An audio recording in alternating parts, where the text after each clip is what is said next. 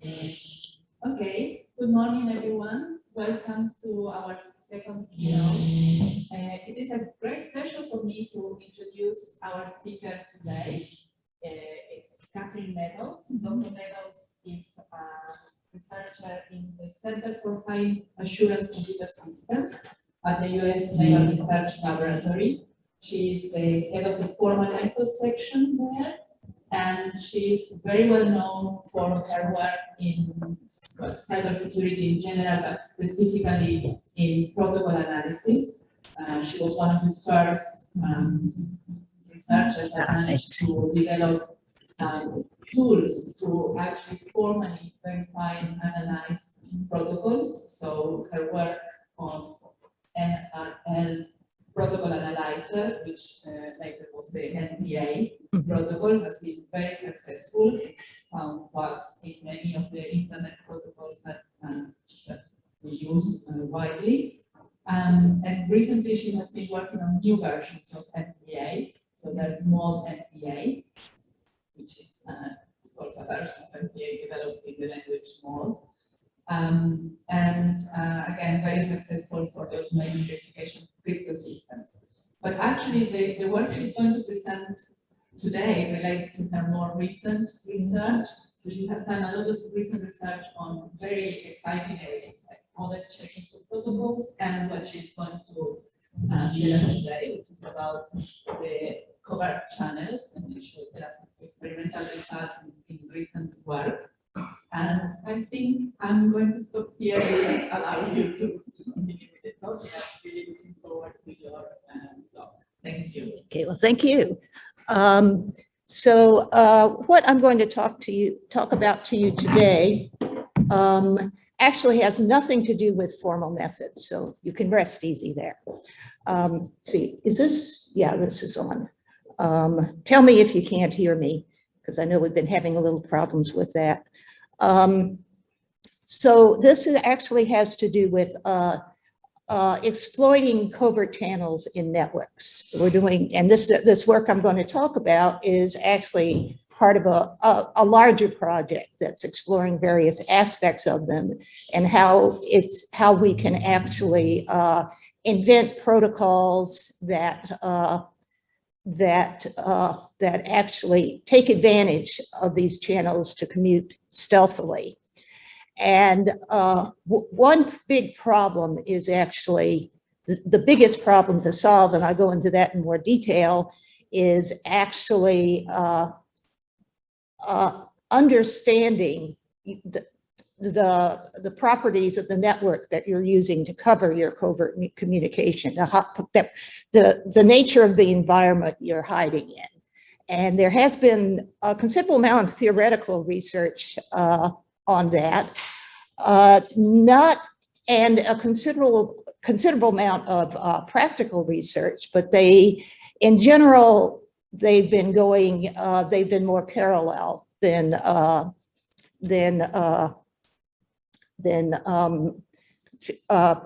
feeding off each other and using each other. So that's where I hope this work will fill a gap in this relationship between theoretical and practical. Okay, so I'll first start with a little introduction and background, and then I'll talk about the theoretical results that we're interested in, which are known as square root laws. And then I'll talk about some experiments we're doing and some results so far, and finally some open problems. So this is the problem we're looking at in general. So we have Alice, we have a network. The network has all sorts of covert channels. It's big and complicated, and there's things you don't control too well, and things that are unpredictable, and things that are probabilistic. And Alice sends a message covertly to Bob. Alice and Bob could be legitimate communicators, but she's also sending a message covertly to Bob by making it look like legitimate traffic. And it could actually be legitimate traffic that's been altered slightly to encode a secret message. It could be a particular, just a whole other message that's encoding something. And we assume that there's a warden observing the network. And Alice is trying to hide this covert data, the very fact that there is covert data from a warden observing the network. And in this work, we're not so much concerned. In some models, the warden can actually interfere with the network and make it harder. We're not assuming that in this case. We assume that the warden either doesn't have the ability to do that, or it has the ability, but it has a vested interest in keeping the network up and running. And although I'm not going to talk too much about this in this talk, we can also use different layers of the protocol stack if we desire.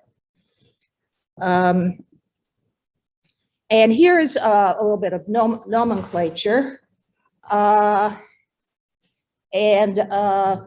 So we have Sorry to interrupt. Are you still on the slide 1? We just see slide 1 online.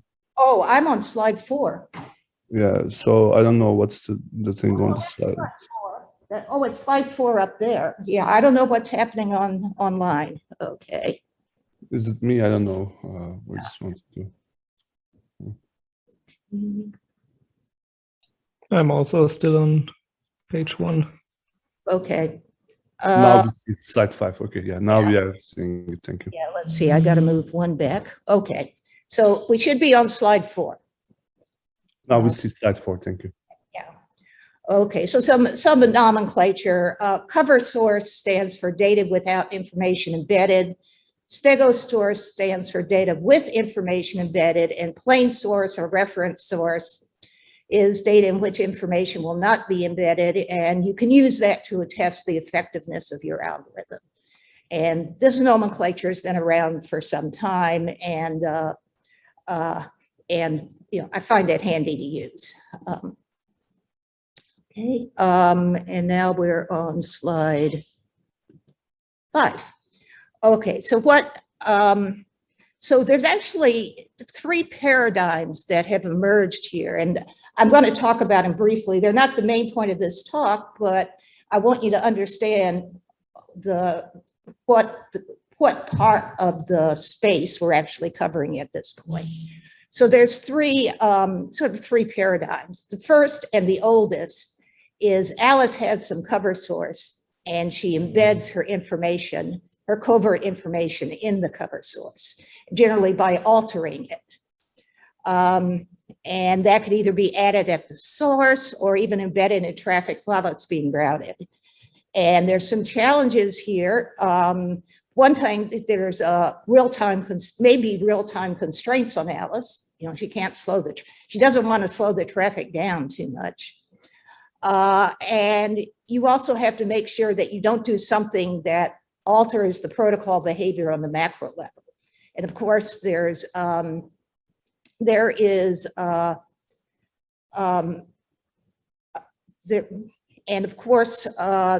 also just the general problem of hiding it, so that a warden who is actually looking for this kind of exploitation can't detect it.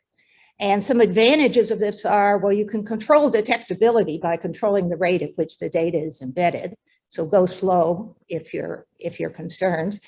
And it's useful for high-risk environments where Alice's, if very bad things could happen to Alice if she's detected, and low bandwidth data. Okay. Another that's come into more prominence recently is Alice and Bob communicate via a version of a legitimate protocol that's designed to hide covert data. And the challenges are here. Well, first of all, you have to make your bespoke protocol as indistinguishable from the legitimate protocol as possible. And that means not only does the protocol, you know, have to look, you know, the messages have to look like messages that are sent by the real protocol, but the communication patterns have to be similar. And that's tough, actually, because you may be using your bespoke protocol for a different kind of communication. And some of the advantages of this, well, you have high data throughput, you've got a whole protocol at your service. And it's especially useful when communication is censored based on the protocol it uses. And so, so in particular, you know, this is found, a lot of the protocols of this type have been proposed for use with Tor, because Tor communication is often censored because it's Tor. And and that's an anonymizing protocol, in case you aren't familiar with that. The disadvantage is, well, you have a bigger attack surface because you have a whole, instead of some feature of a protocol, you have a whole protocol. And then there's another one, which I'll call the cryptographic paradigm, that's sort of grown up in parallel.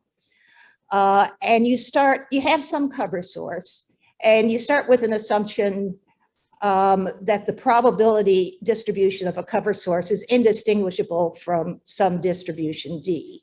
And actually, D is usually a Markov chain. In fact, I think D is always a Markov chain. And you use D to construct the stego string that could have been computed using D with high probability. So in one case, you know, you started with a cover source and turned it into a stego source. Another case, you created your own cover source. In this one, the cover source and the stego source are identical. The nice thing about this one is, well, you can actually prove theorems about that, assuming that that you're willing to make that first assumption. And the important thing in all of these, of course, is you need to know the behavior of your cover source. That is the big thing. So, and for all of these, that's important. For embedding information in the cover source, the stego source should behave similarly to the cover source. Creating your own cover source, it should look similar to naturally occurring protocol behavior. For crypto, well, you need it to construct your stego source. You can't do it without it.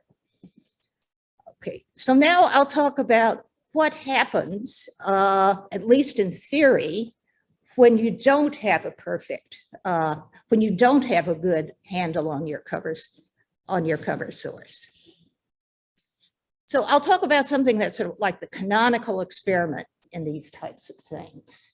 And so here, a warden is trained on samples of the cover source, and now the warden is identical to some detector. And then it's given some randomly sorted sequence of samples that are 50% cover source and 50% stego source. And the warden tries to classify each one, and we can compute its accuracy.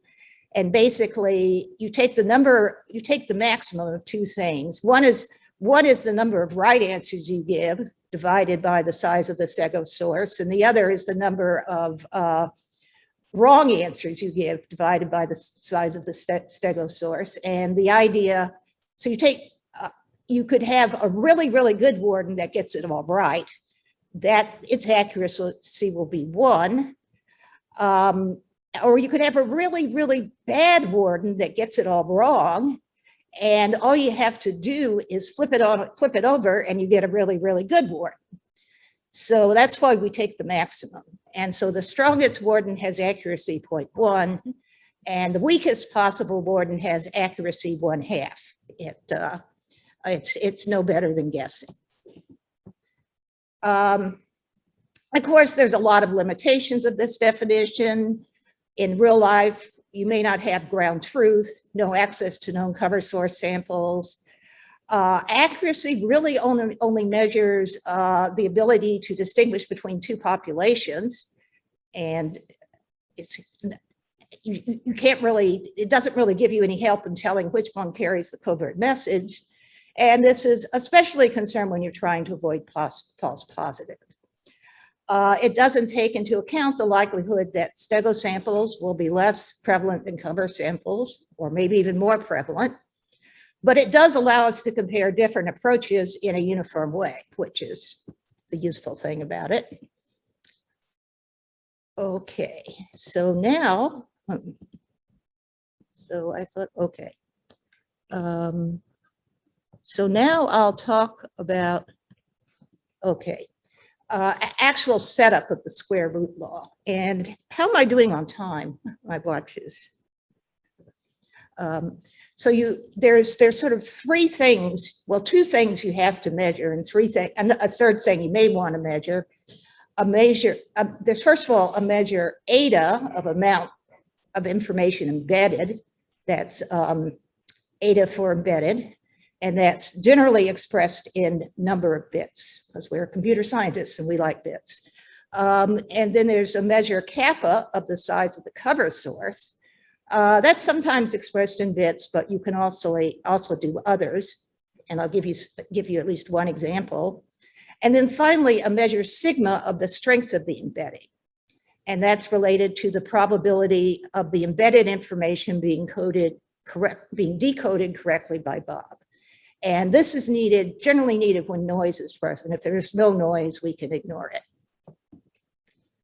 And now here is the general form of square root laws. It's expressed in terms of the asymptotic behavior of the detector's accuracy as the cover size approaches infinity. So you can see why this is theoretical. And if we let eta k be the amount of information embedded in the cover of, eta kappa in the cover of size kappa, well, we look at the limit of eta kappa and the square root of kappa as kappa goes to infinity. And if that limit is 0, well, we're in luck. The accuracy of any detector approaches 1/2 as kappa goes to infinity. So if you wait long enough and you're patient, you can eventually get undetectable. Or I won't say that, as undetectable as you want to be. It doesn't guarantee it'll wind up at 0. And then if we take eta kappa divided, and if it goes to some constant, non-zero constant, or as kappa goes to infinity, then there's some number r between 1/2 and 1, such the accuracy of any detector is bounded by r as kappa goes to infinity. And then we get to the really bad stuff. If eta kappa divided by the square root of kappa goes to infinity, as kappa goes to infinity, then there is a detector whose accuracy goes to 1 as kappa goes to infinity. And notice what happens here. The normal thing you would expect to do when you're embedding data is do it at some constant rate. So your eta kappa would be some constant r times kappa. And if you divide that by the square root of kappa, you get something that goes to infinity. And so what this law says is the most natural thing you would do is the thing you shouldn't do. And not only that, it says, so it's saying actually that there is sort of like a law of diminishing returns as your cover size gets larger and larger.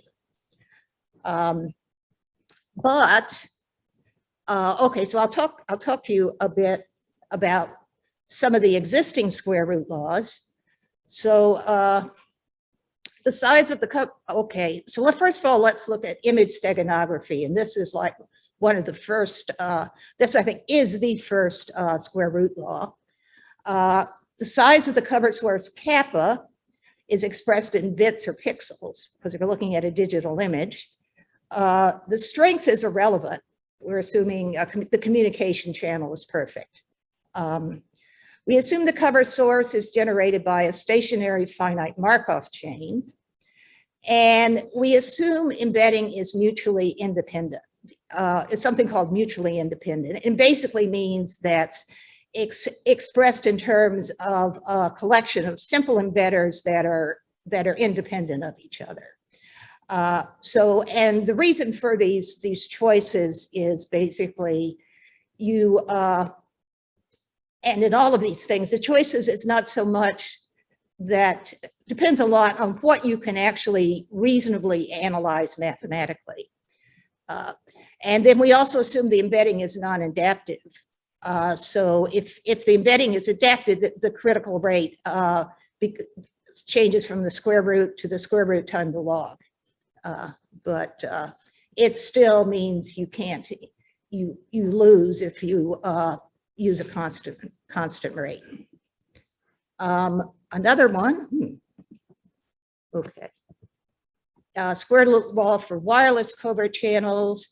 We assume additive white Gaussian noise. And this is an R, okay, so we have a channel and the noise, and there's noise on the channel, and it's additive white Gaussian means it has constant amplitude on all wavelengths and is distributed normally. So it's very much an idealization of actual noise. And then you send a real number T over the channel, then the recipient, Bob, will get T plus delta, and the Borden too. It may be a different delta for the Borden. The size of the cover source kappa is the number of Alice's uses of the channel. So basically the number of T's she sends. The strength, sigma, is the amplitude of Alice's signal. And if Alice breaks the square root law, she sends too fast. Well, she actually has two ways things can go wrong. One is if she chooses a large sigma, her risk of detection by the Borden approaches 1 as kappa goes to infinity. If she chooses a small sigma, the probability of Bob's being able to decode her messages approaches 0 as kappa goes to infinity. I don't know what happens if she lets her sigma vary. But this is the way it's expressed. It's expressed in what I've seen. Okay, so what we want to do with this, we say, well, this is fine, but actually there should be a slide. Okay, yeah, here's the limitations, and this is why we can't say, well, we're messed up. We can't use the channels. Well, there's a lot of things it leaves out. It's asymptotic only. So we have no idea. It doesn't tell you how fast the accuracy approaches 1 when Alice breaks the square root law.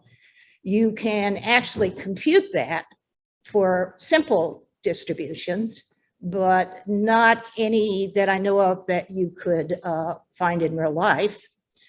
You would actually be using in real life. It doesn't take into account how much work Alice and the Borden have to do.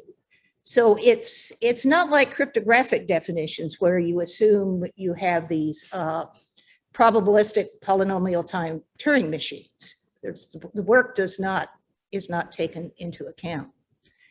And of course, the channel models are theoretical and only approximate real life channels in best. Although generally in these papers, when there are some experiments included with the square root law, with the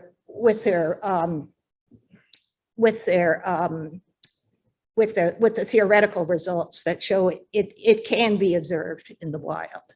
But in the sense of, if you're designing a covert channel, if you're designing this type of communication, how much do I actually have to worry about this? There hasn't been a lot of work done in that. So that's one of the things we're working to do.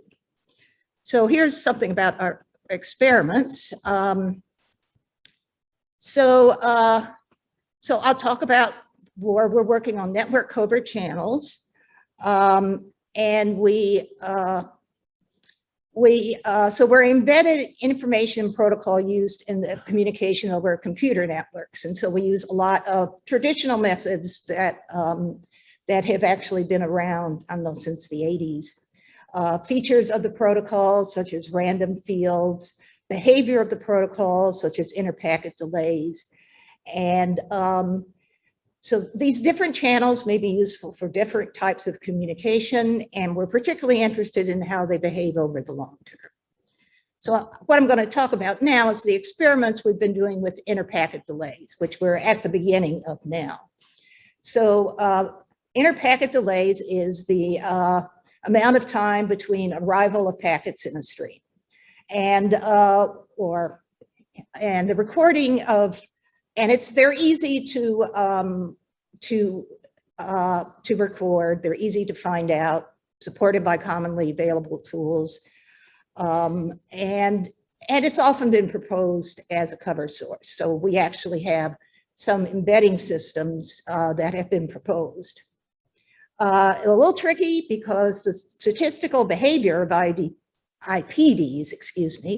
changes over time and in response to external events. So you have to keep that in mind.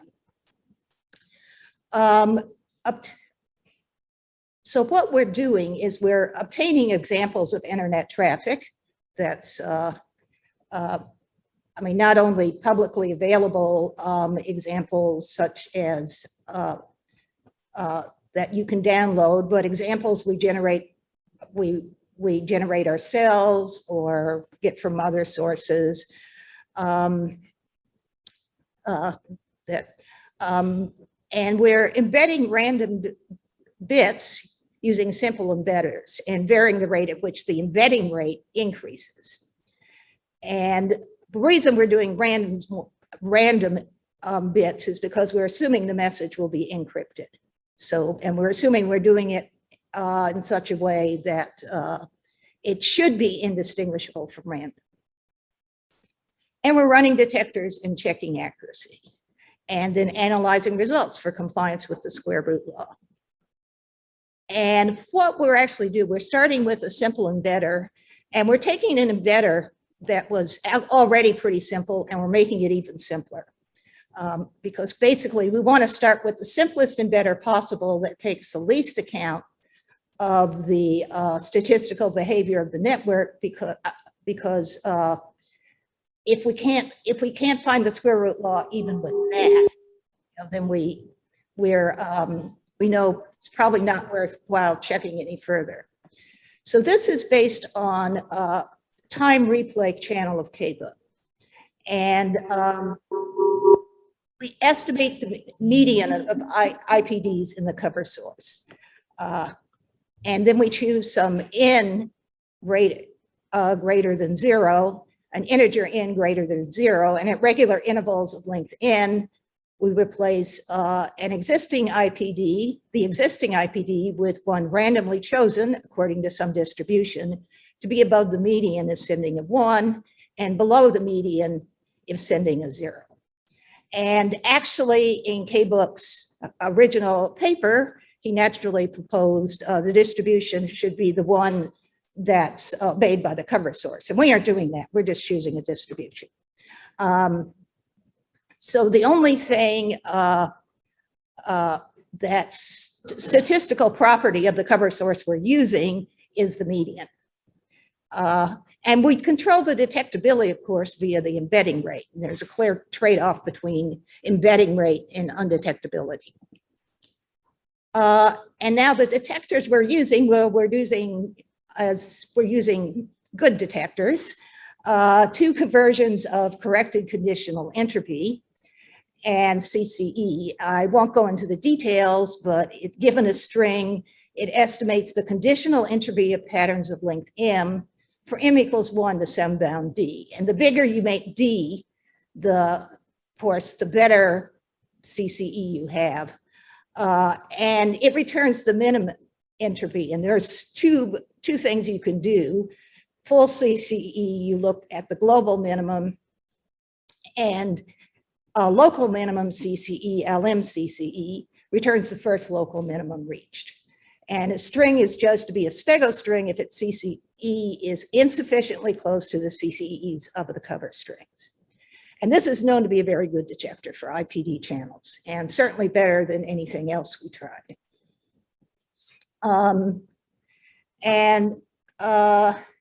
So here's how the experiments are performed. We collect the longest string from a recording of network traffic. We divide that stream into reference strings, plain strings, and cover strings. And the plain and cover strings are of n different lengths, kappa 1 through kappa n. And for each length kappa, we divide the strings into types. Do nothing, where you do no embedding, cube root, where the rate of increase with the cube root of kappa, and so forth. Square root, cube root squared, and linear. For each length, we produce stego strings from cover strings using simplified K-book embedding. So for strings of length kappa 1, all embeddings are of length R1, and so forth. And then you compute the other rate. You choose an R1, and then you compute your other rates based on that. And then we compute AUR, which is basically a measure of how well the warden or the detector is distinguishing between cover and plain text, stego and plain text, or stego and plain. And then we plot the results, and we analyze them and rate how well they're doing. So here's an example. This is an embedding with a linearly increasing rate. As you can see, it is actually, well, it's already, in this case, we actually choose a pretty dense embedding. So the detector was already working pretty well. And as you can see, it is good at getting closer to 1. So we start out with length 2,500, well, actually 1,000 packets, then we go to 2,000, 3,000, 5,000, and finally get all the way up to 20,000.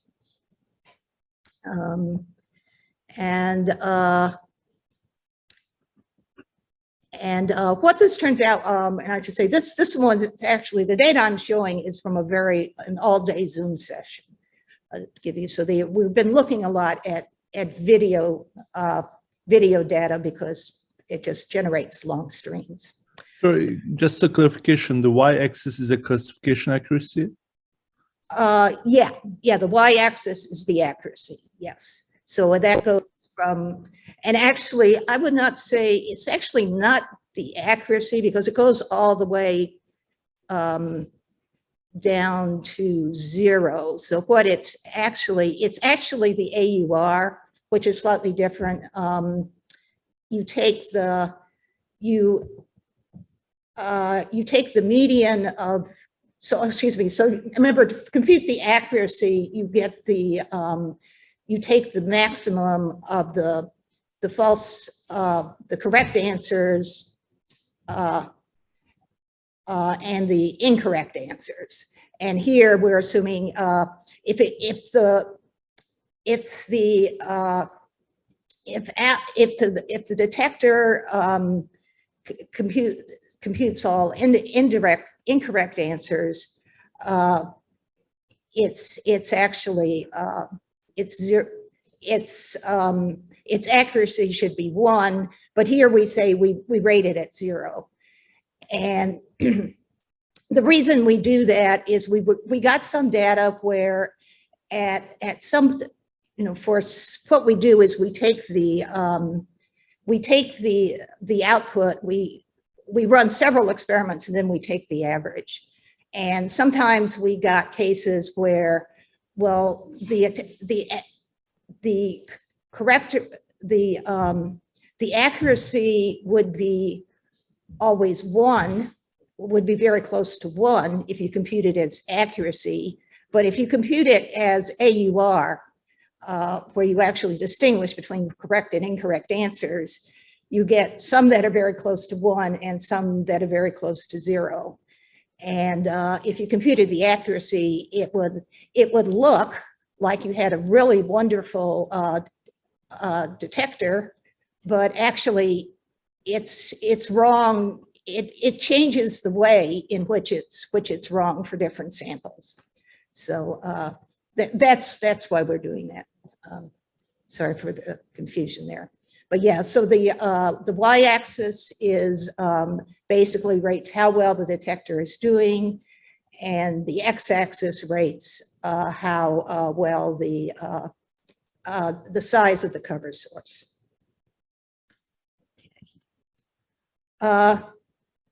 Now, what we do now is we rate the output according to its compliance with the square root law. Linear and cube root squared, well, they're greater than square root, so their accuracy should, or rather they approach infinity if you divide them by the square root. The accuracy should approach 0 or 1, and we settle for closer to 0 or 1 than when it started. Because for cube root, the accuracy should approach 0.5, and we settled for closer to 0.5 than when it started. Square root, well, the accuracy should approach some value r, and that is kind of hard to rate. We didn't get the sample sizes where I think we would need longer sample sizes to get any feeling about that. If it sort of flattens out towards the end, you might think, well, that's sort of evidence that's approaching some value r.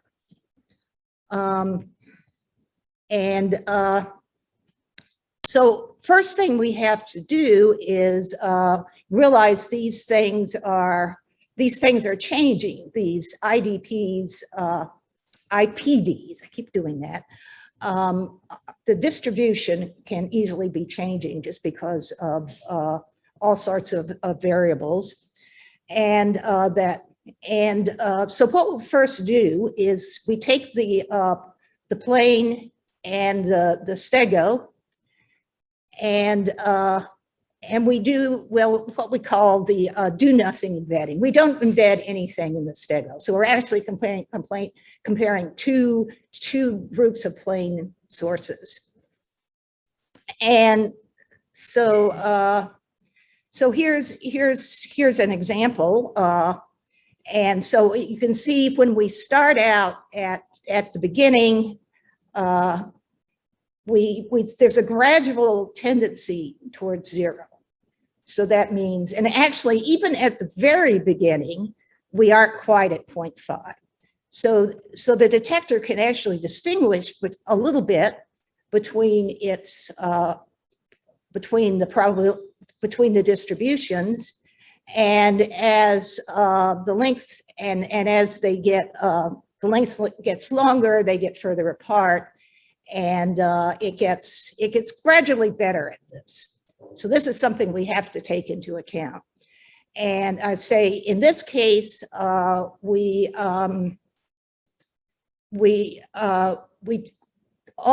each length, all the plane strings were chosen before all the cover strings. So there's even more, and that may be affecting this somewhat. We're experimenting with other ways of doing this. And then step 2 is we embed at different rates and compute AURs again. And now we compare them. So here's the do nothing rate again for a comparison. You can see the linear rate, it really seems to be converging to 0 really fast, as the square root law predicted, but not as fast as that output looks, because you have to account for the difference that's already occurring in the do nothing array. On the other hand, the cube root would say this would go to 0.5.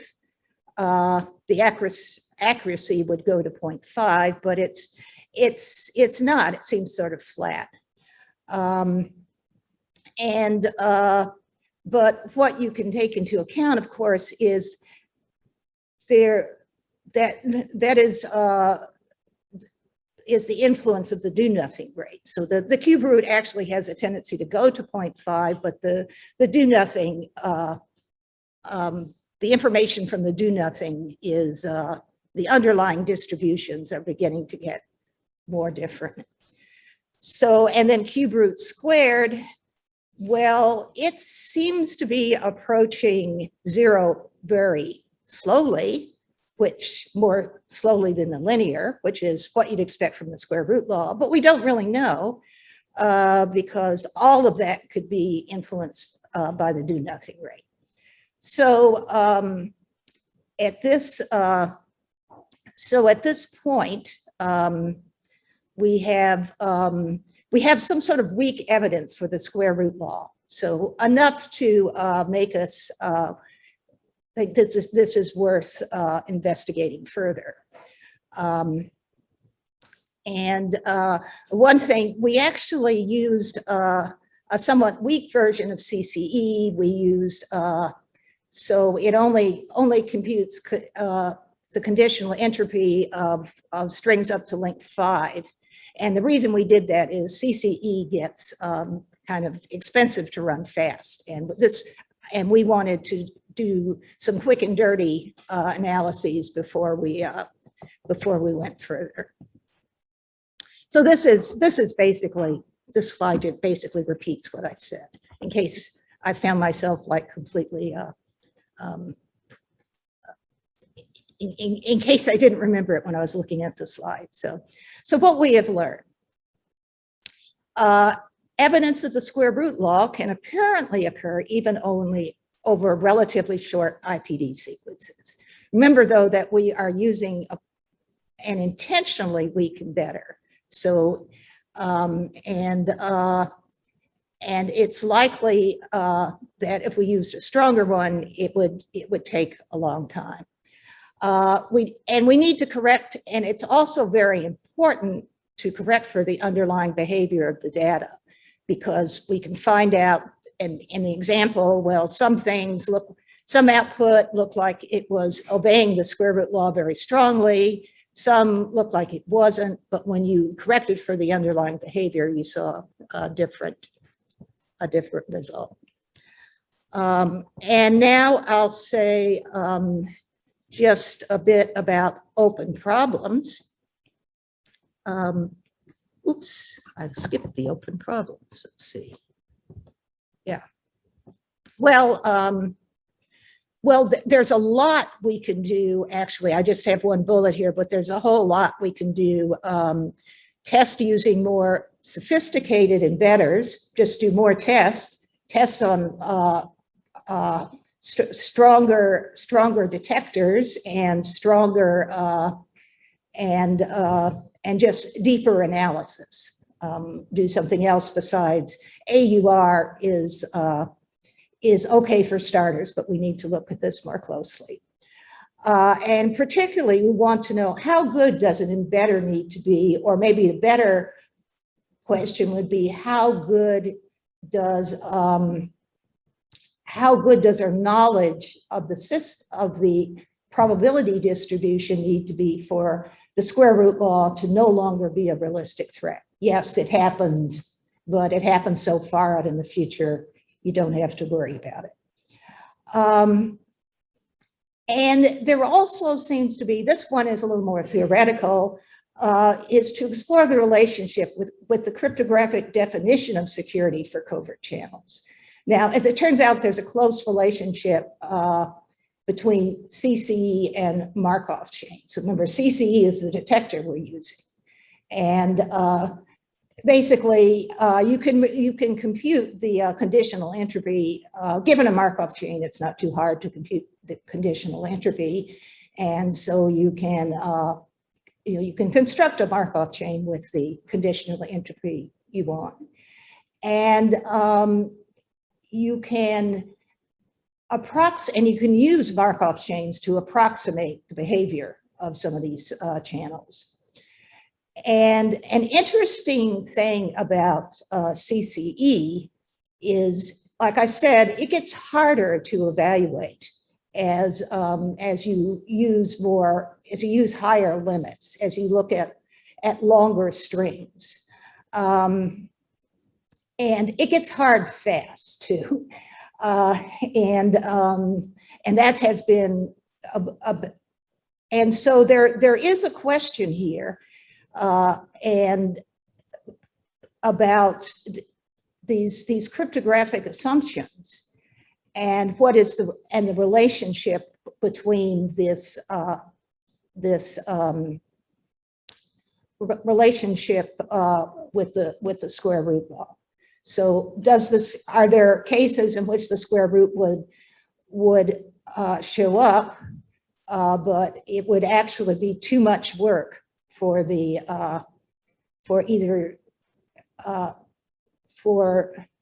would it be too much work for Alice to beat, or would it be too much work for the detector, the warden, to detect it?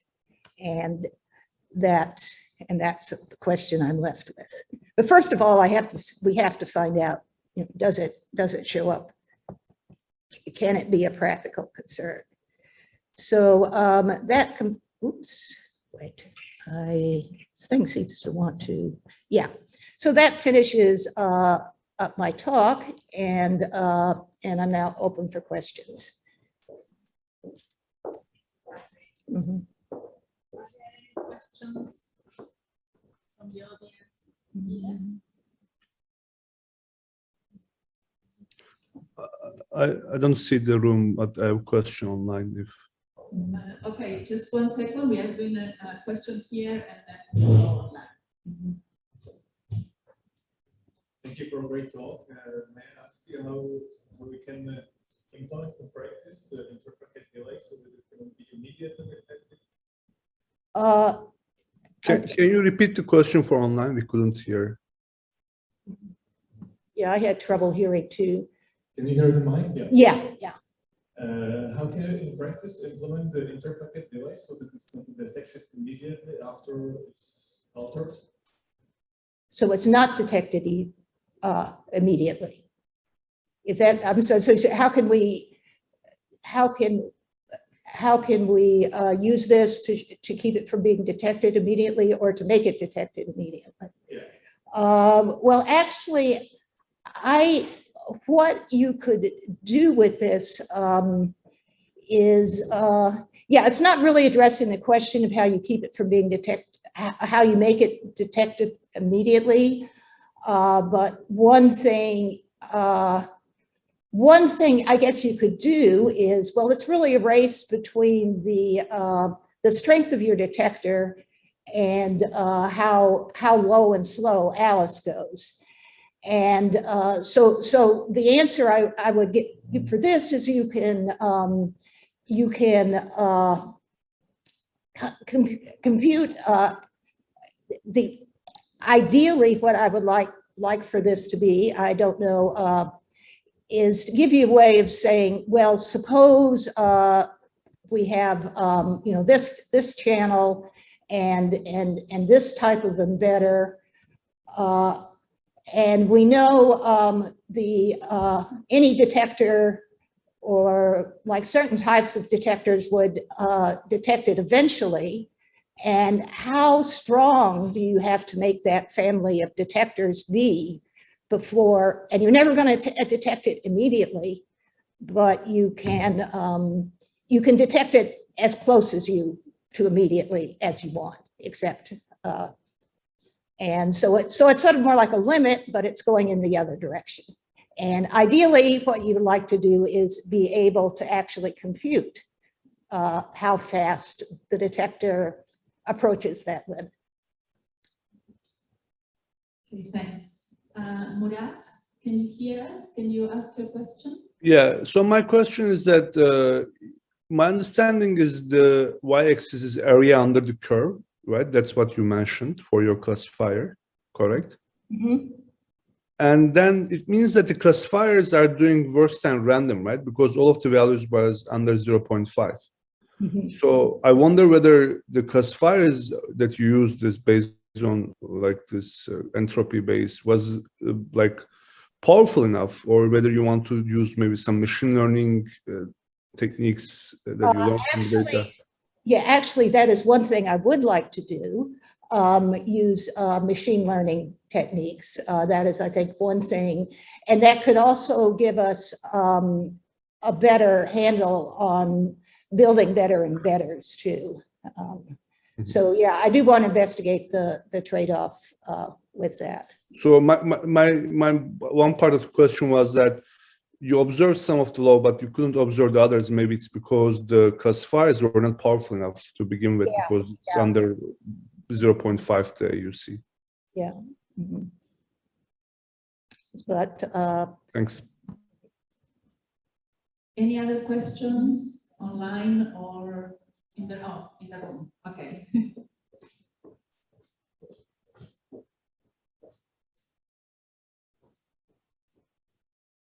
Thank you so much for the talk. Can you bring up the results slide one more time? Yeah, sure. Let's see. So, Let's see. Here we are seeing different trends. So I have a clarification question. What are these trends, and what's happening if we plot all the same trends in one plot and see their behavior? So because I think somehow it's related to to the data that we are seeing. It doesn't relate to embedding. Wait, I'm having trouble hearing. Can you hear now? Yeah, yeah. Okay.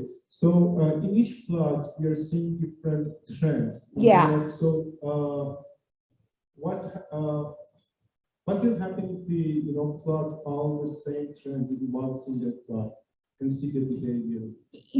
That would help. Yeah, yeah. Yeah, I think, yeah, that would, the reason we did it in different plots was because we wanted to show, we're actually taking averages, and if we put it all together, so we're actually also looking at the original curves that are being embedded, that were produced. And once you put it together, it gets kind of messy, but yeah, that's a good idea. But if you look at that, anyway, I'll keep that in mind, but of course can't do it right. Can't do it right at this moment. Yeah. Any other questions?